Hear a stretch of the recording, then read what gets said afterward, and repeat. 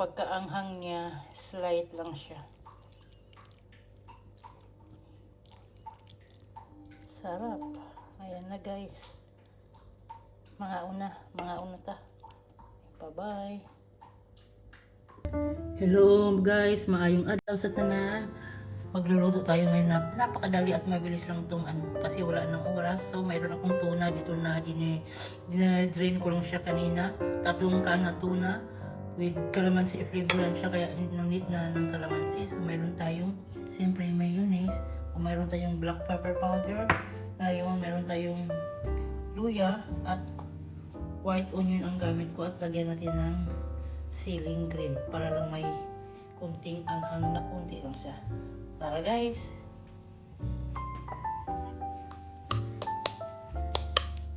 Durug-durugin lang natin ng konti yung ating tuna. Kasi medyo may mga malalaking siya parte.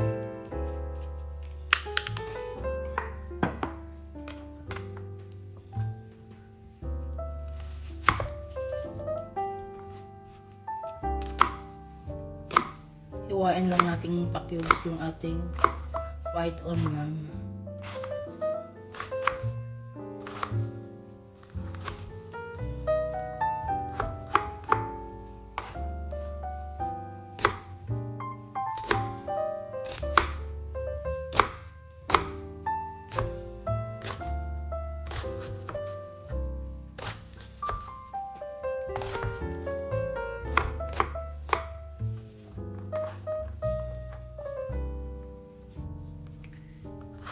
Siyempre yung ating luya, pa-cubes din na medyo maliliit.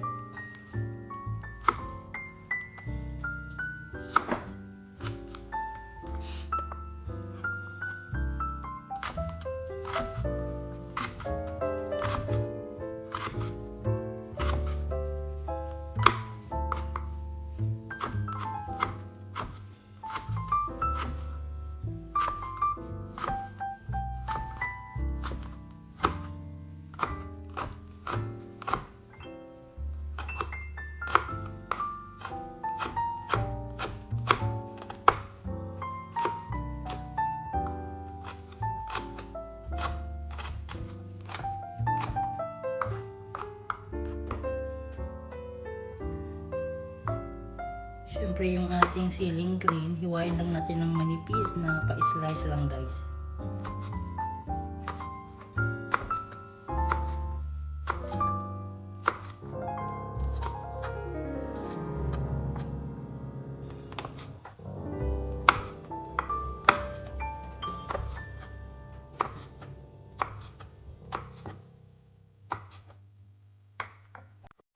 Ayan na, ready to cook na tayo guys.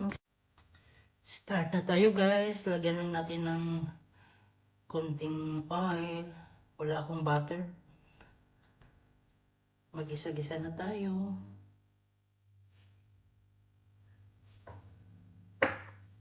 Ilagay na po yung ating luya na hiniwag, pinaghiwa-hiwa natin.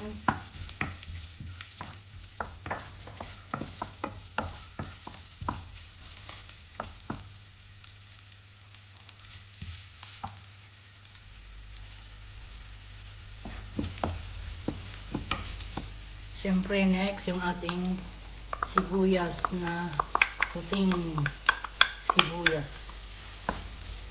Pwede naman guys kahit hindi puting sibuyas, kahit anong sibuyas guys, no problema guys.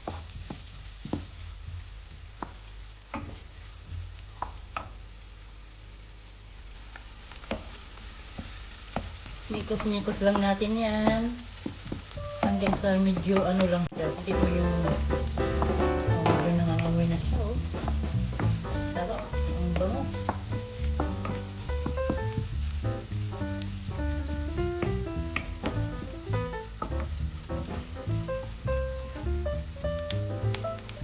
Lagyan natin ng konting asin guys. Season lang natin ng konting asin. Siyempre konting paminta.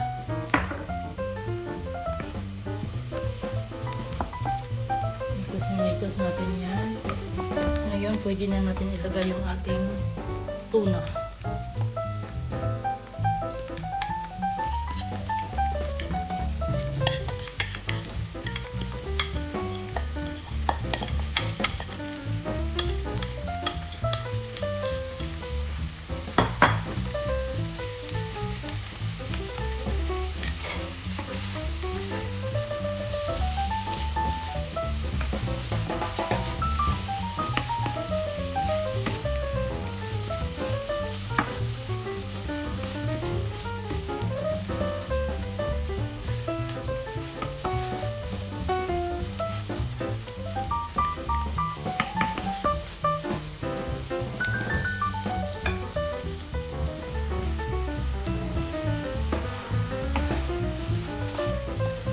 Haluin lang natin guys.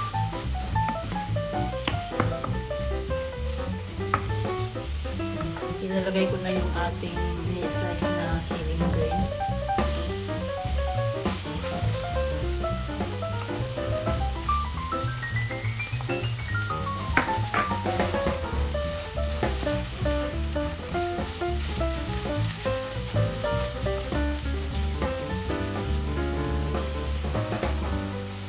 Lagyan natin ng black powder.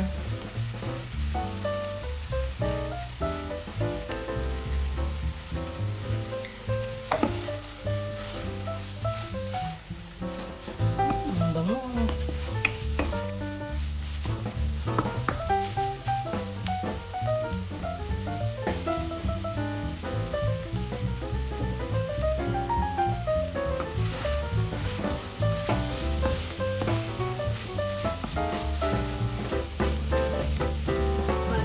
Ilalagay ko lang guys yung ating seasoning. Hindi na ako maglalagay ng asin ito kasi nalagay na ako ng asin kanina. Alalay lang para hindi lang katamtaman lang siya guys. Kasi sarap na yung lasa ng tuna na yan eh. At saka hindi na rin tayo maglalagay ng kalamansi kasi yung ating tuna ay may kalamansi na yan. Halo-haluin lang hanggang sa maging na yan yung ating nilagay na seasoning.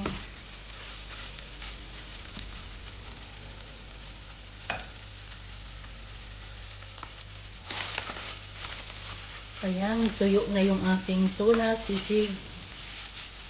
Yan, tikman natin kung ayos na ba yung lasa nito.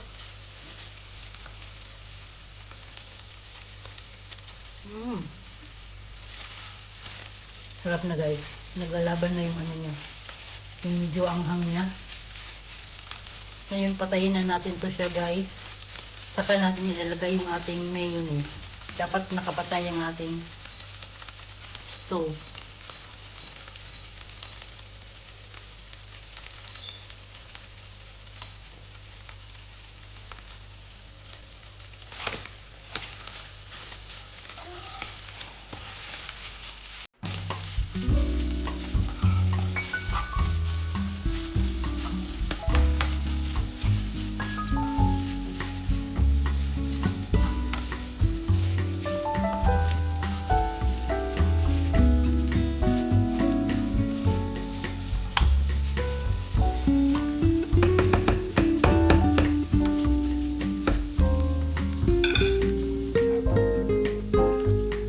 Guys, ilalagay na yung ating mayonnaise.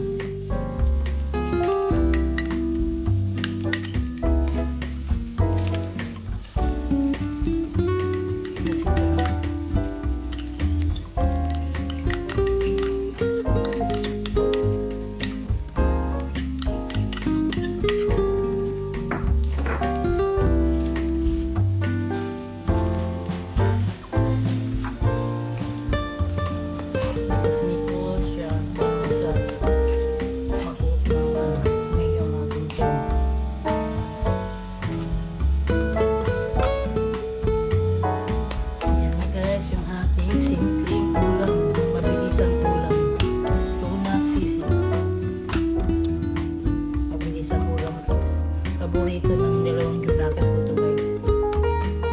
Pag walang ulam, tapos may dilata dyan sa cabinet, ay so na pag